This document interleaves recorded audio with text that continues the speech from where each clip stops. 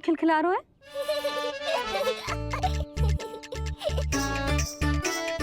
मैं तो बस इसे संभाल कर। तू चुप कर लल्ला।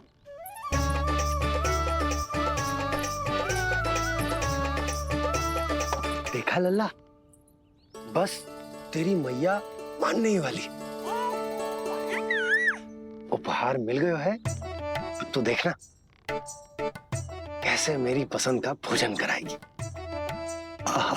भोजन में स्वाद चाहिए तो मनाने का कोई और ढंग खोजना पड़ेगा।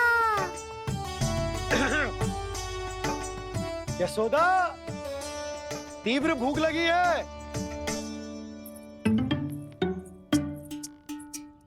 अरे भाई शीघ्र खाना लगाओ, और हाँ थोड़ा अच्छा सा चटपटा भोजन करा देना।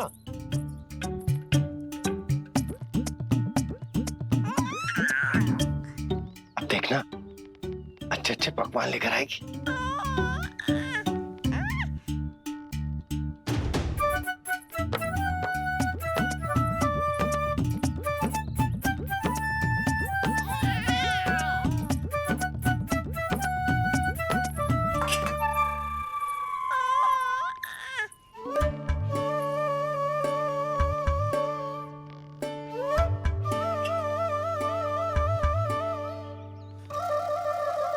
सूखी रोटी और माखन। जो अपनी पत्नी को पूरी बात ना बताते, उन्हें 56 भोग ना मिलता भोजन में। भले ही मनाने के लिए नए वस्त्र क्यों ना लाएं, हाँ नहीं तो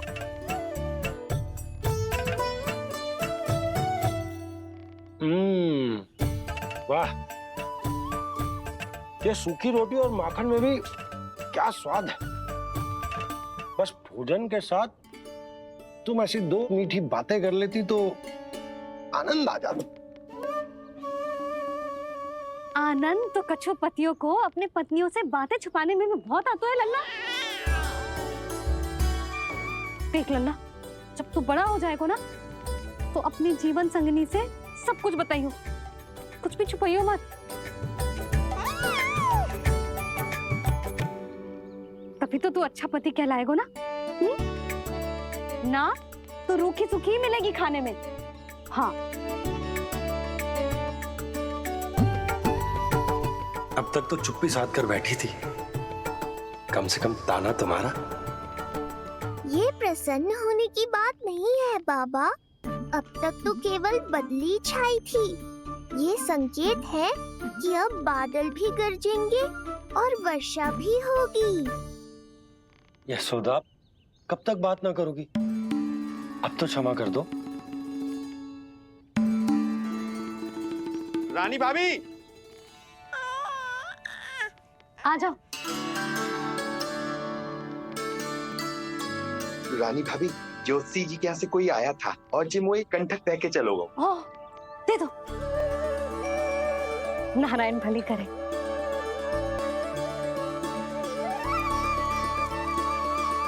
कंठक किस लिए?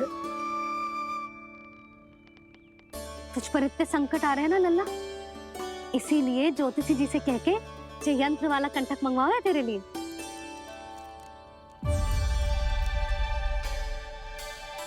अब किसी और को तो तेरी चिंता है ना? बस क्या बतानो है, क्या छुपानो है, यही चिंता रह गई है।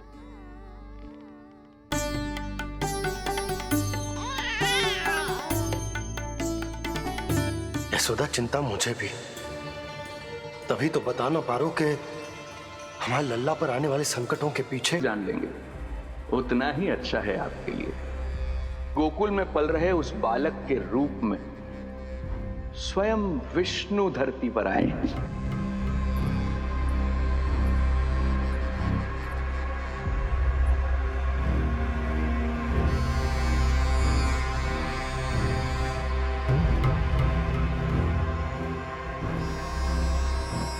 स्वामी, लगता है रात्रि भर नींद नहीं आई है आपको। पूतना मारी गई, श्रीधर भी गया, केवल इसलिए कि आप देवकी और वसुदेव के समक्ष दुर्बल पड़ गए। संतानों के जन्म के लिए आपने उन दोनों को जीवित छोड़ दिया। आपसे छल करके वो दोनों आनंद में हैं और आप सही से विश्राम तक नहीं कर पा रहे हैं।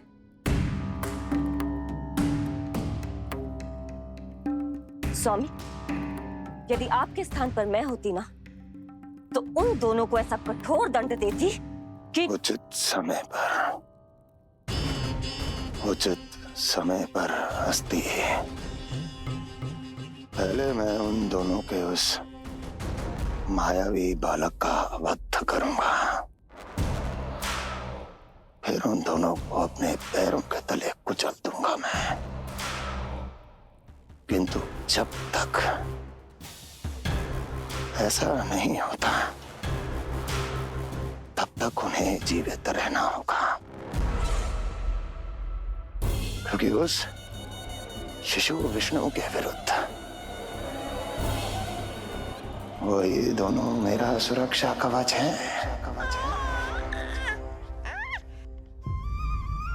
चिंता करो कंस मामा, आपका ध्यान अपने ऊपर से हटने दूंगा, तभी तो कुछ और सोच पाओगे।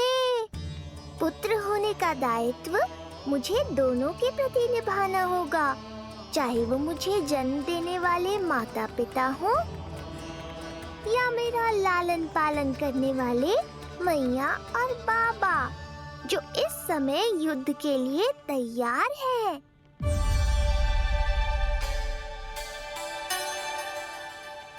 कम से कम मुझे बता तो देती, ज्योतिषी से परामर्श ले रही हो, मैं ले चलता तुम्हें। सुन रहे लल्ला, इस संसार में सारा अपराध स्त्री का ही होता है। बात अपराध की ना है यशोदा, मैं बस ये कह रहा हूँ कि मुझे अगर ये बात बताई होती जान मुझ के ना बताई, तनिक आपको भी तो पता चले अपनों से कछु छुपाने पर कैसा लगता है। युद्ध तो घमासान होता जा रहा है। इसी कारण बस यदि मैंने कछु ना बताया तुमको, तो क्या तुम उसका प्रतिशोध लोगी मुझसे?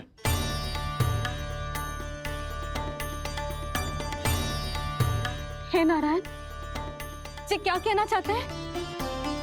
क्या इतनी कठोर हूं मैं? लल्ला के लिए एक छोटा सा निर्णय तो लियो मैंने। अपने लल्ला पर क्या इतना भी अधिकार ना है मेरा? अब क्या हर बात पर अनुमति लेनी पड़ेगी मुझे? इससे पहले कि ये आंसुओं की वर्षा। मेरे कहने का अर्थ, यशोदा बात तो सुनो। सुनने को बचो क्या है अब? आप बस कृपा करके मुझे उन सभी बातों की सूची दे दो जिन जिन के लिए मुझे आपसे आज्ञा लेनी है। उठना बैठना खाना पीना सब आपसे पूछ कर ही करूंगी अब। अरे आप बोलो तो। क्या हुआ? देखो आपने।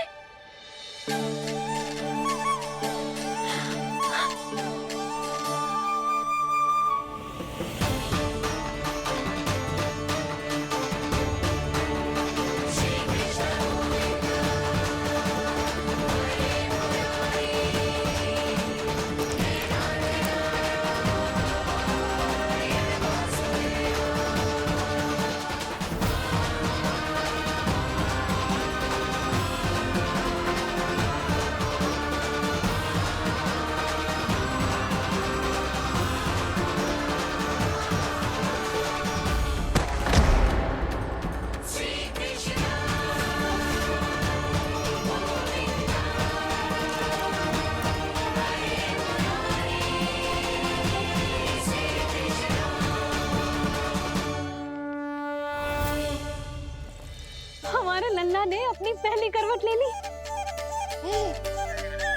बहुत सही समय पर ली है, हमारा झगड़ा भी समाप्त करवा दियो।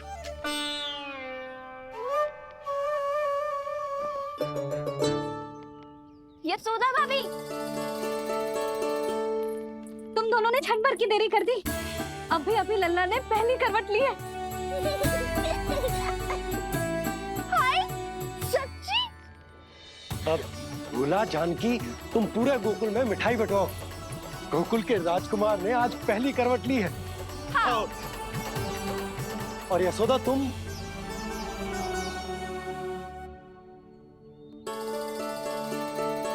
यशोदा,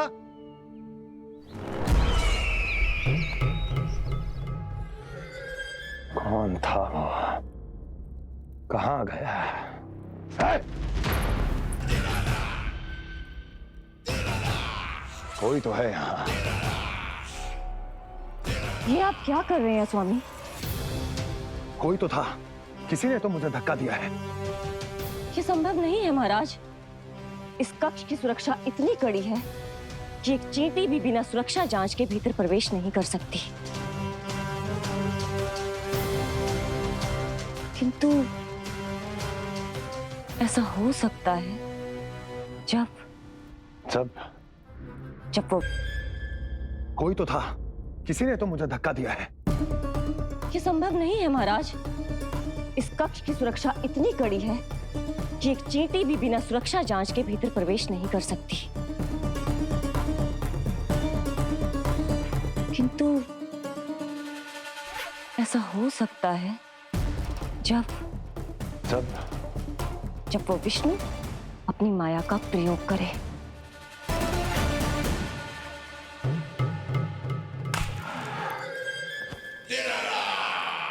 ओ विष्णु मायावी है, छलिया है, वो कुछ भी कर सकता है। विष्णु, इस बार मेरे हाथ से निकल गया तो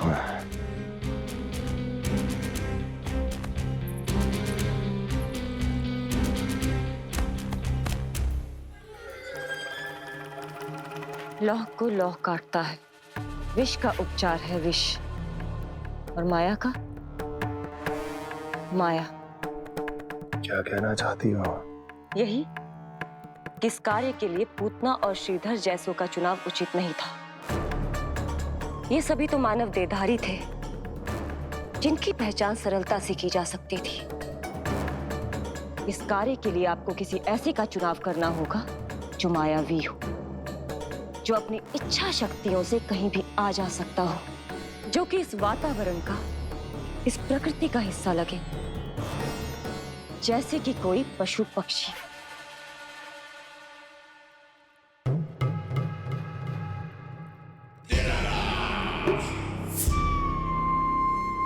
हस्ती, कभी कभी तो मैं इस दुविधा में पड़ जाता हूं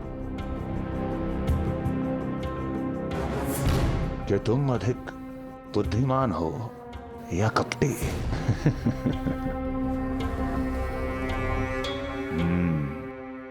मैं जानता हूं कि अब मुझे किसे भेजना है, कौन है इस कार्य के लिए सबसे अधिक उपयुक्त। यशोदा, यशोदा,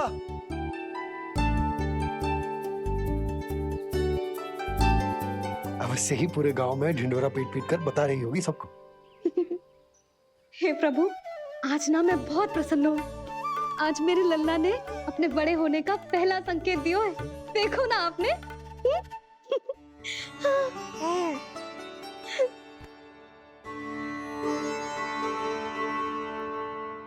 हमारा झगड़ा अभी समाप्त ना हुआ है। तुमको अब भी बात ना करनी? मैया, अब मान भी जाओ ना। यशोदा, तुम जानती हो ना, मैं जो भी करता हूँ हम सबके भले के लिए करता हूँ। व्यर्थ ही कुछ ना छुपा तो मैं। इतना तो भरोसा है ना अपने पति पर, है ना?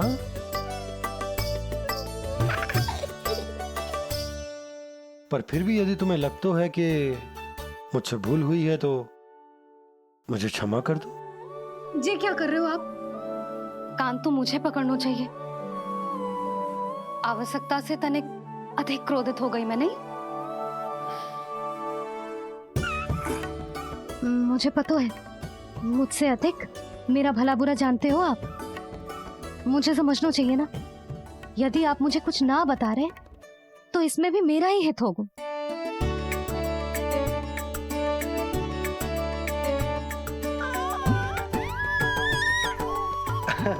इसे देखो कितना प्रसन्न हो रहा है। और इससे भी प्रसन्न इसकी मैया है।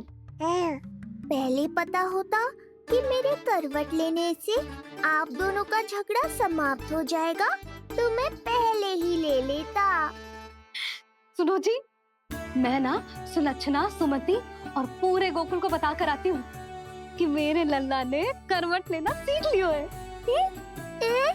फिर से पूरी महिला मंडली का सामना करना पड़ेगा। मैं जा रही हूँ।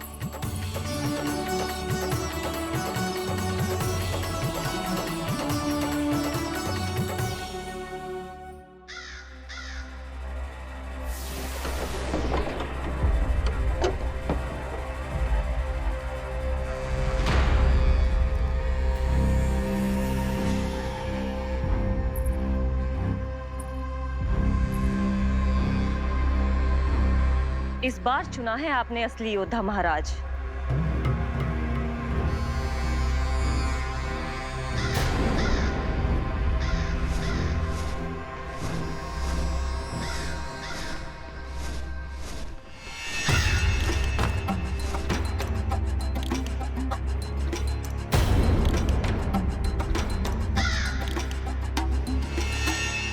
खोदा पहाड़ और निकला कौआ।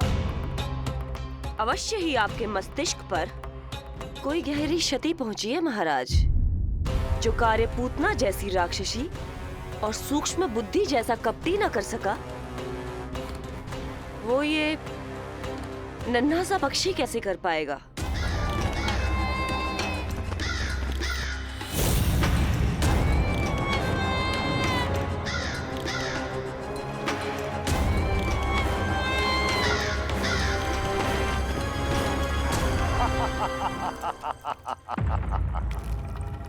कागासुर, बताओ, क्या तुम में वो क्षमता, वो योग्यता है जो मेरे अधूरे कार्य को पूरा करने के लिए आवश्यक है?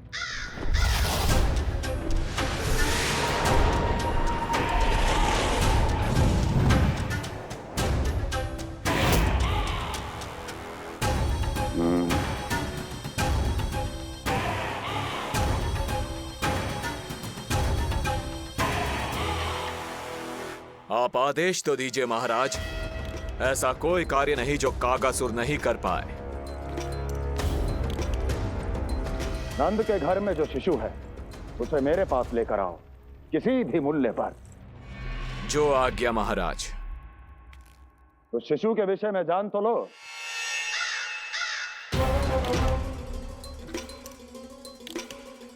जितना आपने बताया उतना ही पर्याप्त है महाराज।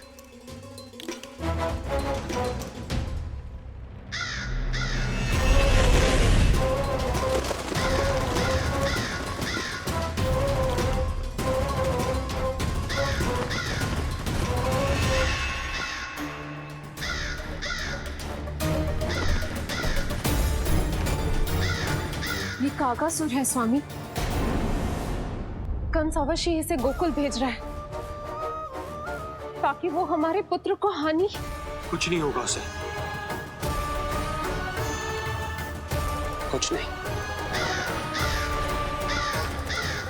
अब इधर हमारा झगड़ा बढ़ो और उधर लल्ला ने पलटना आरंभ कर दियो। फिर प्यारी सी किलकारी मारी और ऐसे करके पलट गो। क्षणभर को तो ऐसा लगो जैसे देखते ही रह गए। जशोदा जी अब तक 10वीं बार बता चुकी हो। अरे क्या बता चुकी है, मुझे ना बताएगी तो अब फिर से पूरी हरिकथा सुननी पड़ेगी। नारायण नारायण मौसी। आओ सुमति। कैसे हो नीलमणि? मैं उज्जवल, मित्रता करोगे? देखो मेरे पास हिरन भी है, घोड़ा भी है। मैं तुम्हारा सबसे अच्छा मित्र बनूंगा। ये तो सत्य है, तुम मेरे बहुत काम आओगे मित्र। उज्जवल, लल्ला को ना सता, जा उधर जाके खेल। हाँ, क्या हुआ जीजी, कैसे हुआ बताइए ना। आज ना लल्ला ने पहली बार करवट ली है। ठहरो यशोदा जी, बार बार बताने से अच्छा है नीलमणि से कहो एक बार फिर करवट लेके दिखाए। ये अच्छा सुझाव दिया है तूने। लल्ला करवट लेके दिखा।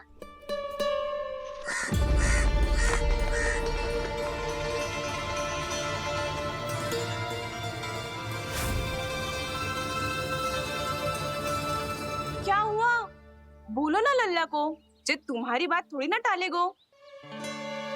लल्ला करवट लेके दिखाएगो ना सबको।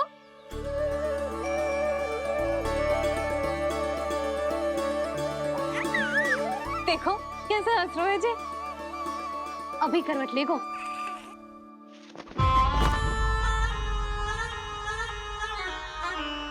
लल्ला शीघ्रता से करवट ले ले, चल।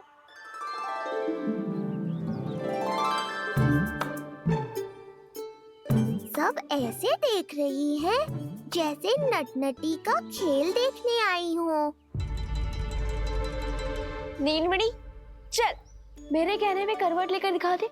मैं तो तुझे बहुत प्रिय हूँ ना। हाँ, आप प्रिय तो हो, पर शेष सब भी तो प्रिय है मुझे। बालक मेरी कहीं मानते हैं, नीलमणि भी मानेगो। क्यों लल्ला, मानेगो ना? चल पलट के दिखा। तुतलाने की आवश्यकता नहीं है, सामान्य भाषा समझ आती है मुझे। जे किसी की ना सुनेगो, बस मेरी मानेगो। चल लल्ला पलट के दिखा। इतना अहंकार, अब तो बिल्कुल नहीं लूंगा करवट। बस एक बार अपनी मैया की कहीं मान ले। जी क्या कर रहे हो? अपनी मैया की लाज ना रखेगो?